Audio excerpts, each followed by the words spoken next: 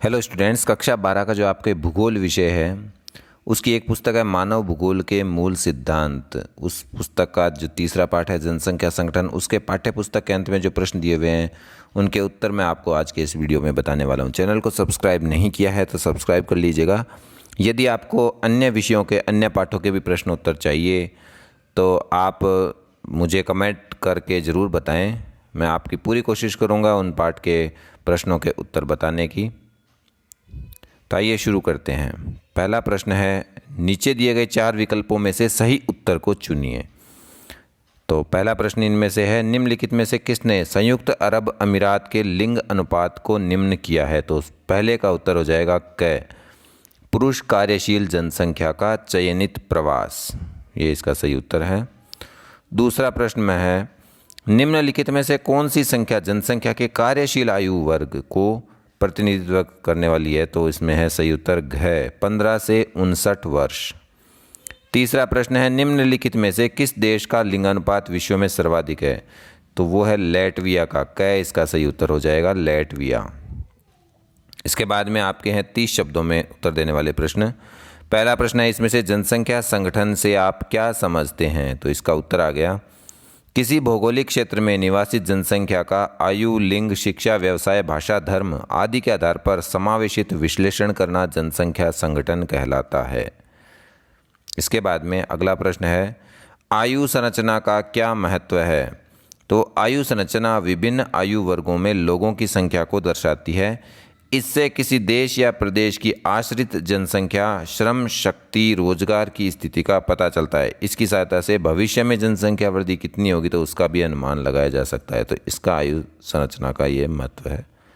अगला प्रश्न है, लिंगानुपात कैसे मापा जाता है? तो लिंगानुपात किसी देश की जनसंख्या में स्त्रियों और पुरुषों की संख्या के बीच में अनुपात होता है, वो लिंगानुपात होता है। भारत में लिंगानुपात को निम्न सूत्र की सहायता से मापा जाता है। तो लिंगानुपात बराबर स्त्रियों की संख्या बटा पुरुषों की संख्या गुणा 1000। आप इसको इस तरह से लिखेंगे, स्त्रियों की संख्या फिर बटा में लिखेंगे पुरुषों की संख्या गुणा करेंगे 1000 का, ये लिंगानुपात का सूत्र हो जाएगा। मतलब प्रति 1000 पुरुषों पर स्त्रियों की संख्या। अच्छा, कई देशों में इस प्रकार का सूत्र भी प्रयोग होता है, यहाँ पुरुषों की संख्या ऊपर रहती है, स्त्रियों की संख्या नीचे रहती है। लेकिन भारत का जो सूत्र है वो स्त्रियों की संख्या बटा पुरुषों की संख्या गुणा 1000 है। इसके बाद में आपका प्रश्न आता है 150 शब्दों में उत्तर देने वाला। मैंने उत्तर थोड़ा बड़ा ही लिखा है, आप इसको शॉर्ट कर सकते हैं। कुछ पंक्तियां आप बीच में से प्रत्येक पॉइंट की हटा करके इसको थोड़ा शॉर्ट में अगर लिखना चाहें तो लिख सकते हैं। मैं चाहता हूं कि जो इंटेलिजेंट बच्चे हैं वो उसको अच्छी तरह से पूरा याद करें, और क्योंकि परीक्षा में कुछ भूल भी जाते हैं तो ज़्यादा याद किया होगा तब आपको 150 शब्दों तक याद रहेगा। तो पहला है इसमें पॉइंट, ग्रामीण नगरीय संगठन का वर्णन। सामान्य रूप से ग्रामीण क्षेत्र ऐसे आवासीय क्षेत्र होते हैं जिनमें अधिकांश कार्यशील जनसंख्या प्राथमिक क्रियाकलापों में संलग्न मिलती है, जबकि नगरीय क्षेत्र वो होते हैं जिनमें ज़्यादातर जनसंख्या वो गैर प्राथमिक क्रियाकलापों में कार्यरत मिलती है। विश्व के विकसित राष्ट्रों की कुल जनसंख्या में नगरीय जनसंख्या का प्रतिशत उच्च मिलता है, जबकि ग्रामीण जनसंख्या का प्रतिशत निम्न मिलता है। दूसरी ओर विश्व के विकासशील राष्ट्रों में नगरीय जनसंख्या का प्रतिशत निम्न तथा ग्रामीण जनसंख्या का प्रतिशत उच्च मिलता है।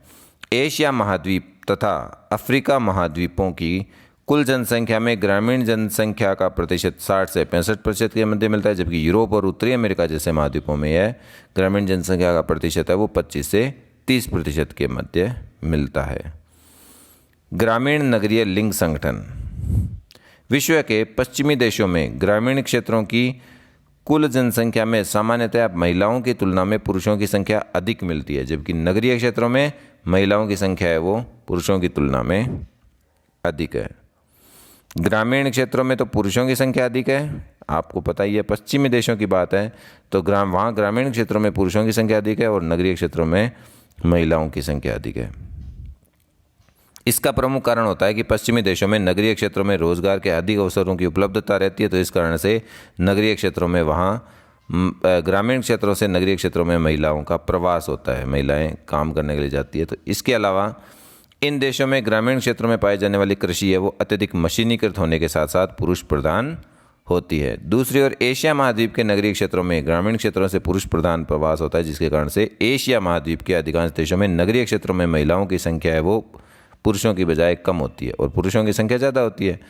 वहीं ग्रामीण क्षेत्रों में जो कृषि करने का कार्य महिलाएं करती है, तो इस कारण से बस जो अपने एशिया महाद्वीप के देश हैं वहाँ पुरुषों से अधिक जनसंख्या है वो ग्रामीण क्षेत्रों में महिलाओं की मिलती है। इसके अलावा भारत जैसे विकासशील राष्ट्र के ग्रामीण क्षेत्रों में कृषि कार्यों में महिलाओं की भागीदारी उच्च रहती है, जो ग्रामीण क्षेत्र में महिलाओं की जनसंख्या को आधार प्रदान करती है। यही नहीं, एशिया महाद्वीप के अधिकांश नगरों में आवासों की कमी, रहन सहन की उच्च लागत, महिलाओं के रोजगार के सीमित अवसर, महिलाओं की सुरक्षा की कमी ग्रामीण क्षेत्रों से नगरीय क्षेत्रों में महिला प्रवास को प्रतिबंधित करती है।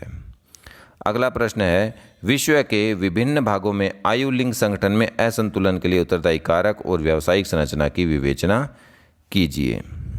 तो उत्तरदायी कारक पहले आपको देखो, दो भागों में प्रश्न है। एक तो आयु लिंग संगठन में असंतुलन के उत्तरदायी कारक बताने हैं, उसके बाद में व्यावसायिक संरचना की विवेचना करनी है। तो सबसे पहले हम इसका पहला पार्ट करेंगे, आयु लिंग में असंतुलन के लिए उत्तरदायी कारक। अब आयु लिंग संगठन में असंतुलन के लिए उत्तरदायी प्रमुख कारक, आयु लिंग संगठन होता क्या है उसके बारे में पहले मैंने बता दिया है, हालांकि ये नहीं लिखे तो भी चलेगा। आपको कारक लिखने हैं। पहला कारक है जन्म दरों की भिन्नता। विश्व के जिन राष्ट्रों में उच्च जन्म दरें मिलती हैं उनमें बाल आयु वर्ग 0 से 14 का प्रतिशत है वो उच्च रहता है, जबकि वृद्ध आयु वर्ग 60 से अधिक का प्रतिशत है वो निम्न रहता है। दूसरी ओर विश्व के विकसित राष्ट्रों में निम्न जन्म दरों के चलते बाल आयु वर्ग का प्रतिशत निम्न और वृद्ध आयु वर्ग का प्रतिशत अपेक्षाकृत अधिक मिलता है।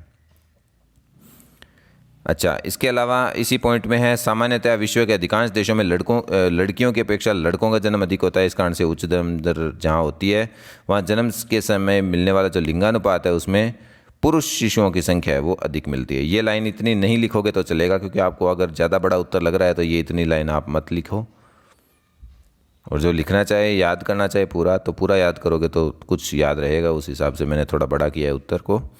दूसरा पॉइंट है, महिला पुरुष मृत्यु दरों में भिन्नता।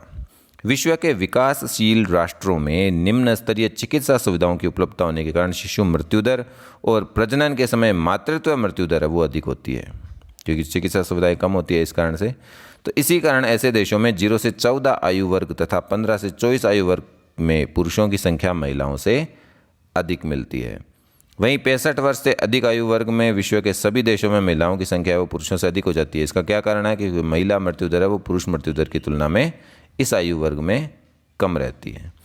तीसरा पॉइंट लिख सकते हैं, लिंग चयनात्मक प्रवास। विश्व के जिन विकासशील राष्ट्रों में ग्रामीण क्षेत्रों से नगरों की ओर प्रौढ़ आयु वर्ग यानी 15 से 59 आयु वर्ग वाला पुरुष प्रधान प्रवास होता है, तो वहाँ ग्रामीण क्षेत्रों में प्रौढ़ आयु वर्ग में महिलाओं की संख्या पुरुषों की तुलना में अधिक हो जाती है, जबकि नगरीय क्षेत्रों में ये जनसंख्या घट जाती है, क्योंकि एक जगह से दूसरी जगह जाने के कारण ऐसा, प्रवास के कारण ऐसा होता है। दूसरी ओर विश्व के विकसित राष्ट्रों में ग्रामीण क्षेत्रों से नगरीय क्षेत्रों की ओर महिला प्रधान प्रवास होता है, जिसके कारण से ग्रामीण क्षेत्रों में पुरुषों की संख्या और नगरीय क्षेत्रों में महिलाओं की संख्या है वो बढ़ जाती है, ये प्रवास के कारण। इसके बाद में आपको प्रश्न का दूसरा भाग मिला था, व्यावसायिक संरचना का वर्णन करना था आपको। तो व्यावसायिक संरचना होती क्या है? कार्यशील जनसंख्या विभिन्न प्रकार की सेवाओं उत्पादन में संलग्न होती है।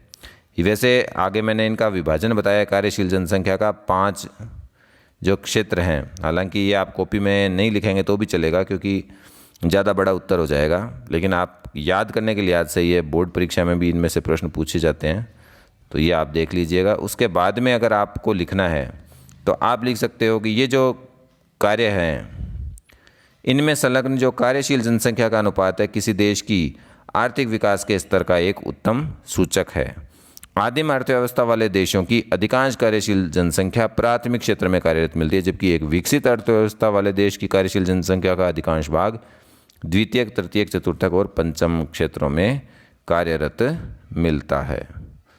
धन्यवाद।